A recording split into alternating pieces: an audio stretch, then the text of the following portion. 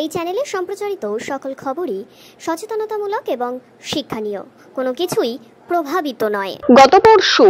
CID ভবনে যখন পবন সিংকে ডাকা হয়েছিল জেরার জন্য, তখন কিন্তু তিনি সেই জেরা এড়িয়ে গিয়েছেন বলেই জানা গিয়েছে। বিধানসভায় স্ট্যান্ডিং কমিটির বৈঠকের অজুহাত দেখিয়ে হাজিরা দিতে পারেন না পবন, তাই আজ সকালে ভবনে সিআইডির দপ্তরে হাজিরা দিলেন ভাটপাড়ার বিজেপির বিধায়ক পবন সিং। আমি ধরে নিচ্ছি এসে ব্যাপারে আমি কিছু বলতে পারবে না, কেন কি আমি আগেও 2020 থেকে ডিডি অফিসে আমাকে দুবার ডেকেছে এই কেসের ব্যাপারে,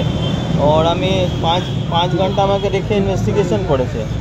और ইনভেস্টিগেশন মধ্যে কিছু পাইনি আমার থেকে, কেন কি আমি আগে থেকেই সবাইকে বলছে কি আমি ইনঅ্যাক্টিভ আছে এই কোম্পানির মধ্যে, তো খুব ভালো করে হেল্প করতে পারেনি। ওর পরে ফের এমপি সাহেব আমার যে বাবা আছে ও চলে গেছে টিএমসি মধ্যে, এই কেস একটা হোল্ডিংয়ে চলে গেছে, ওই সময় কিছু ইনভেস্টিগেশন হয় না। মানে আপনি বলতে চাইছেন বাবা আবার বিজেপিতে ফেরায় আবার এই কেসটাকে সক্রিয় করে? এরকমই, কেন বাবা আসা পরেই এইসব স্টার্ট হয়ে গেছে, মিনস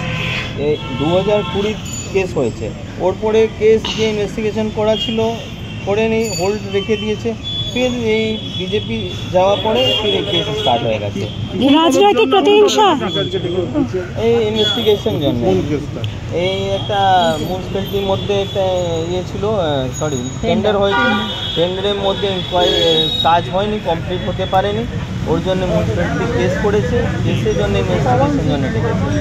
তাহলে আপনার এই জন্য আপনি এমএলএ, তো সেক্ষেত্রে কেন মানে আপনার ইনভলভমেন্ট বা আপনার জন্য